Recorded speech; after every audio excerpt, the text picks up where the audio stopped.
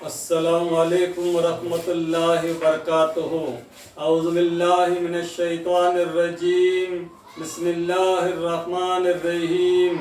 قال اللہ تبارک تعالی فی شان حبیبی ان اللہ ملائکتہ یصلون علی النبی یا ایھا الذین آمنوا صلوا علیہ وسلموا تسلیما۔ صلی اللہ علی خیر خلقہ ونور عرشہ وعلی آلہ وصحبہ اجمعین۔ صدق اللہ العظیم۔ اما بعد، محترم بزرگوں، دوستوں، آج کی میرے بیان کا عنوان ہے ہمیشہ سچ بولنا۔ محترم بزرگوں، دوستوں، زندگی میں کبھی بھی جھوٹ نہیں بولنا۔ جھوٹ بولنا حرام ہے، جھوٹ بولنا کبیرہ گناہ ہے۔ قرآن میں اللہ تعالیٰ فرما رہا ہے جھوٹ بولنے والوں کے اوپر میری لعنت ہے۔ قرآن میں اللہ فرما رہا ہے جھوٹ بولنے والوں کے اوپر میری لعنت ہے۔ جھوٹ بولنا حرام ہے، جھوٹ بولنا کبیرہ گناہ ہے۔ تم جھوٹ بولو گے تو جھوٹ تمہیں جہنم کے راستے پر ڈال دے گا اور وہ جھوٹ تمہیں جہنم تک پہنچا دے گا۔ زندگی میں کبھی بھی جھوٹ مت بولنا، ہمیشہ سچ بولنا۔ سچ بولنے والوں کے ساتھ اللہ کی مدد ہوتی ہے، سچ بولنے والے کے ساتھ اللہ ہوتا ہے۔ سچائی تمہیں جنت کے راستے پر ڈال دے گی اور وہ تمہیں جنت تک پہنچا دے گی۔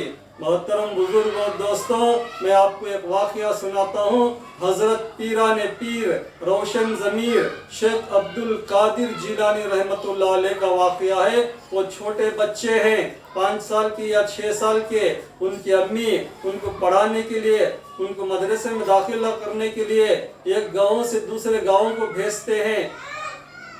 ایک قافلہ جاتا ہے اس گاؤں سے اس گاؤں تک، تو اس قافلے کے ساتھ اپنے بچے کو بھیجتے ہیں مدرسے میں پڑھنے کے لیے، علم حاصل کرنے کے لیے، بچے کے خرچ کے لیے، گزارا معاش کے لیے۔ ان کی امی 40 اشرفیاں دیتے ہیں۔ 40 اشرفیاں ایک تھیلی میں سی کر، تھیلی میں رکھ کر ہاتھ کے نیچے بغل میں لگا دیتے ہیں تاکہ کسی کو نظر نہ آئے، تاکہ کوئی چرا نہ لے۔ 40 اشرفیاں ایک تھیلی میں رکھ کر، تھیلی سی کر ہاتھ کے نیچے رکھ دیتے ہیں اور بغل کے نیچے چھپا دیتے ہیں تاکہ کسی کو نظر نہ آئے، کوئی چوری نہ کر لے۔ چھوٹے بچے ہیں، 5 سال کے یا 6 سال کے، ان کی امی ان کو پڑھنے کے لیے بھیج رہے ہیں اس گاؤں سے دوسرے گاؤں کو۔ تو 40 اشرفیاں دینے کے بعد ان کی امی کہتے ہیں بیٹا زندگی میں کبھی بھی جھوٹ نہیں بولنا، جھوٹ بولنا حرام ہے، جھوٹ بولنا کبیرہ گناہ ہے، جھوٹ بولنے والے کے اوپر اللہ کی لعنت ہے۔ یہ بات کو یاد رکھنا میرے بیٹے۔ یہ نصیحت کر کے ان کی امی قافلے کے ساتھ روانہ کر دیتے ہیں۔ وہ قافلہ نکلتا ہے، بچہ بھی ان کے ساتھ جاتا ہے۔ راستے میں بہت دور جانے کے بعد ڈاکوؤں کا حملہ ہو جاتا ہے۔ ڈاکو آ کر ان کو پکڑ لیتے ہیں، انہیں مارتے ہیں، ان کا مال، ان کا پیسہ، ان کا سب کچھ چھین لیتے ہیں۔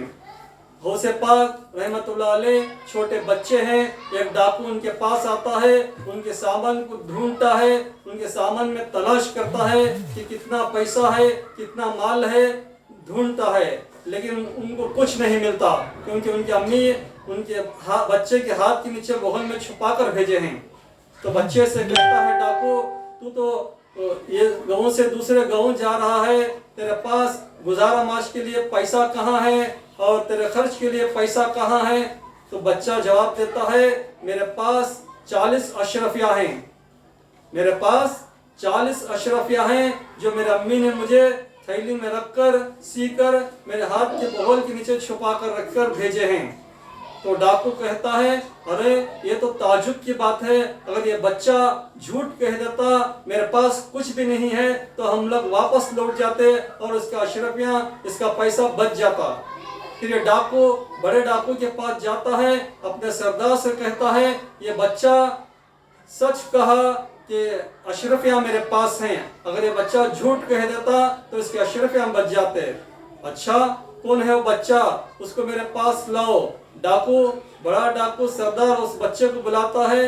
حضرت غوث پاک رحمت اللہ علیہ ڈاکو کے پاس آتے ہیں اور ڈاکو پوچھتا ہے اگر تم جھوٹ کہہ دیتے میرے پاس کچھ بھی نہیں ہے تو ہم لوگ واپس لوٹ جاتے، تمہارا اشرفیاں تمہارا پیسہ بچ جاتا۔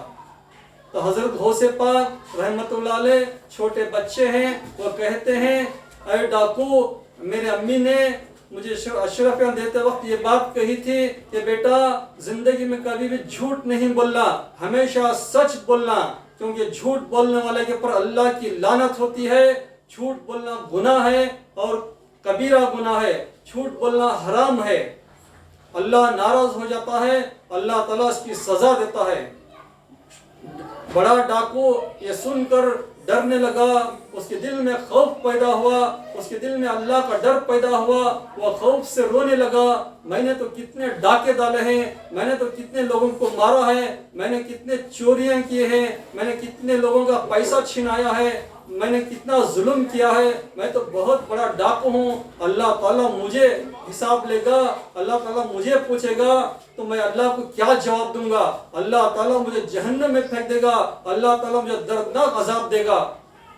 یہ ڈاکو سوچنے لگا اور اپنے گناہوں سے توبہ کرنے لگا، یہ بچہ تو یہ جھوٹ نہیں بول سکا، میں نے تو کتنے جھوٹ بولے ہیں، کتنے ڈاکے ڈالے ہیں، کتنے لوگوں کا پیسہ چھینا ہے، اللہ کو میں کیا منہ دکھاؤں گا؟